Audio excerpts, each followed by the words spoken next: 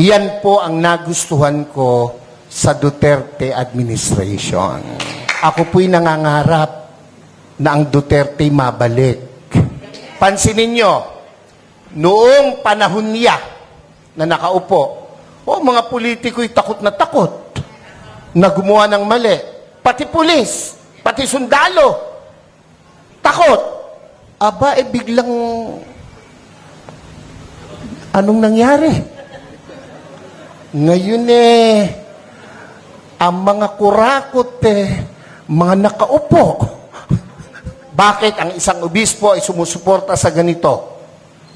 Aba, hindi masamang mangarap ng pag-unlad ng pagkakaisa sa bansa natin. Alam niyo po, sa edad kong ito, marami na po akong kasigida dito, mga 30 anyos. Huwag kayong magpapakilala. Sa paglalakbay ko po, Hong Kong lang. Ang mga Pilipino, pag nasa Hong Kong, kang babae. Hindi nagtatapo ng balat, ng candy, nilalagay sa bulsa. Pag naka-red, tigil. Kahit walang lumalakad na sasakyan, walang tumatawid. Ilalayo pa natin sa Subic ang Pilipino. Pag nasa Subic, ang babait, law-abiding citizen. Ang tanong, bakit? Alam nila kasi, hindi sila paglalaruan, hindi sila bibiruin ng gobyerno sa Hong Kong. Naran po ba kayo? Ang totoo niyan, yung katabi mo, matino yan. Pakisabi mo sa katabi mo, matino yan. Pag matino ang nagpapasunod. Amen po ba? Amen po ba? Nako, kung mayroong napakabait, Pilipino na. Basta matino ang nagpapatupad. Iyan po ang nagustuhan ko sa Duterte administration. Kahit ako po ay isang obispo, pare, alam niyo naman si Pangulo, pag binanggit ang pare, dumudura. Hindi naman ako kasali doon. Ang katwiran ko, hindi naman lahat. Hindi ako kasali doon. Binabanggit ang Pangulo, pera si Bisha Perez. Naran po ba kayo? Ba't ako masasali, kapogi kong ito? Biro lang po, pero yun po ang totoo. Noong ako po'y nag-aaral, paborito ko pong guro, may katapangan. Abay, nakikinig lahat ng kaklase ko. Pag ang guro ay napakabait, naglalaro yung mga klase ko. Walang matutunan. Nakuha niyo po bang ibig kong sabihin? Sigurado, ang mabait, ang pinsang buo, katangahan. Pakisabi mo nga sa katabi mo, pinsang buo ng mabait, katangahan.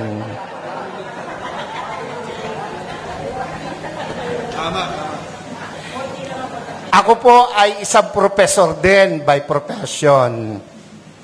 Isa po ako sa kinatatakutan ng mga estudyante. Pag ako po'y naglalakad sa koridor, nauubos ang estudyante. Pag pumasok ako sa pintuan, tahimik para mga pinitpit na luya ang mga bata. Pero isa lang ang aking sinisigurado, may matututunan ang mga bata sa akin. Kaya po, ako ay kinatatakutan pero pinakamamahal ng mga estudyante. Naran po kayo. Naran po kayo. Ako po'y nangangarap na ang Duterte mabalik. Yung mga hindi pumalakpak, bahala kayo. Naran po kayo. Pansinin nyo, noong panahon niya na nakaupo, mga politiko'y takot na gumawa ng mali. Pati pulis, pati sundalo, takot. Aba, biglang, anong nangyari? Ngayon ang mga kurakot mga nakaupo. Naran po kayo? Ako, tayo may hindi pinanganak kahapon. Alam natin yan. Bakit ang isang obispo ay sumusuporta sa ganito? Aba, hindi masamang mangarap ng pag-unlad ng pagkakaisa sa bansa natin. Kung hindi tayo magsasalita at kikilos, kung hindi tayo magpapakita ng puwersa, ng lakas, sino ang gagawa nito?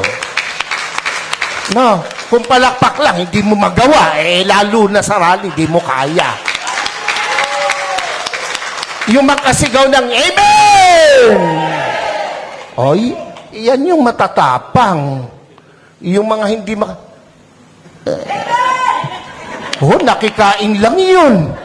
Yung mga ganon, kumain lang yun ng kanin at ulam kanina.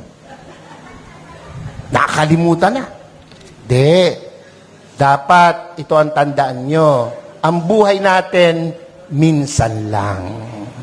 Pakisabi mo sa katabi mo, mamamatay ka rin. Sabihin mo, malapit na. Pero, bago mamatay, napakagandang nagparinig ka, nagparamdam ka para sa bayan. Yun ang pinakamahalaga sa lahat. Amen po? Ako po hindi takot makulong, mabugbog, basta't iparamdam mo yung gusto mong iparamdam. Babae, gusto mo, maganda, mayaman, sexy, gustong-gusto mo. Sa tuwing nakikita mo, nagpupunta ka ng kubeta. Hanggang kubeta ka na lang. Hindi ka magtatapat, hindi ka magpaparamdam. Pag dumaan na ganon, simulan mo sa kindat. Simulan mo sa dila. Hanggang sabihin mo, crush kita. Hindi ka man tanggapin, at least nagparamdam ka. Mga Bulakenyos, mga kasama kong taga-Caloocan, Zambales, Pampanga, hindi masama na suportahan natin itong rallying to. Yung iba na pe-pressure ng kung sino, natural lang yon. Ang nami-pressure sa kanila, siguro nasa taas. Dahil kung nasa baba, hindi nila papansinin. Pero, tayong malaya, huwag tayong pa-pressure kahit kanino. Minsan lang ang buhay natin. Sabi mo sa katabi, mamamatay ka rin. Sabi mo, mamaya lang. Wag.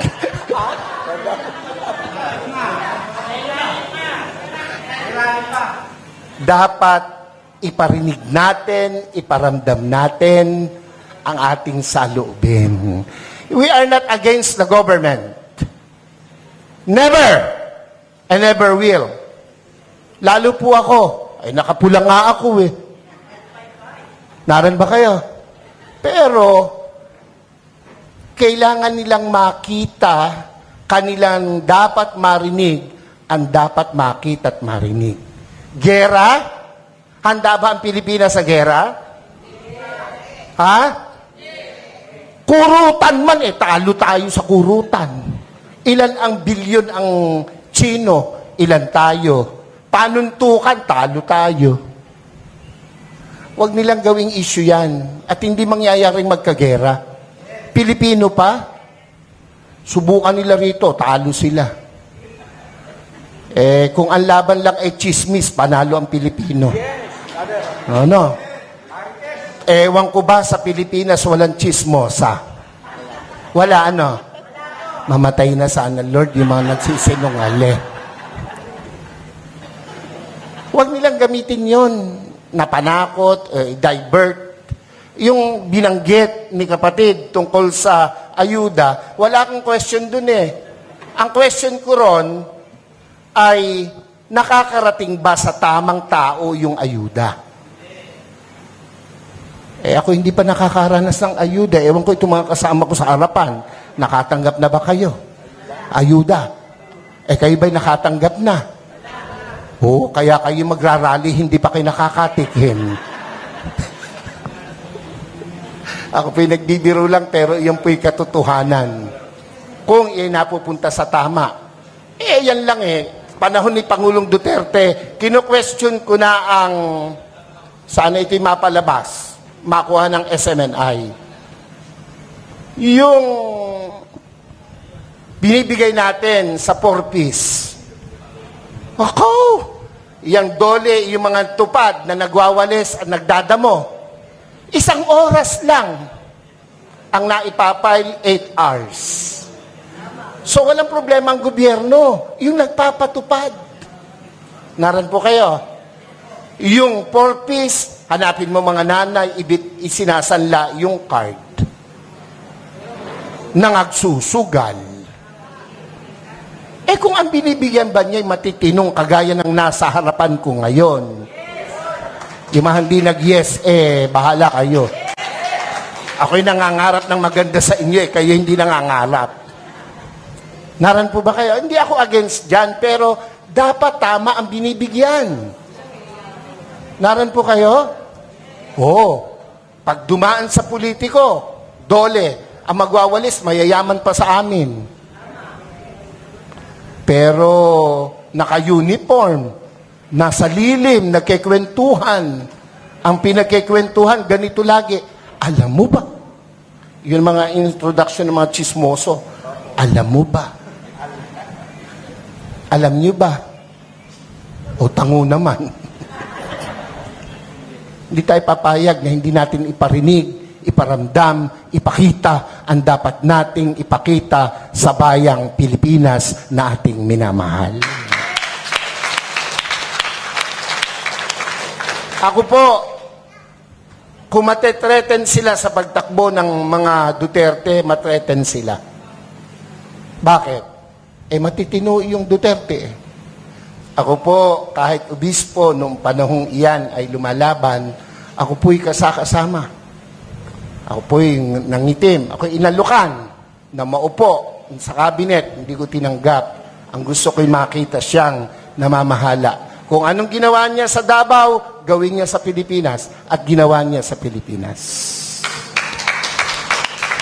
Mabalik yun, ako po ay matutuwa.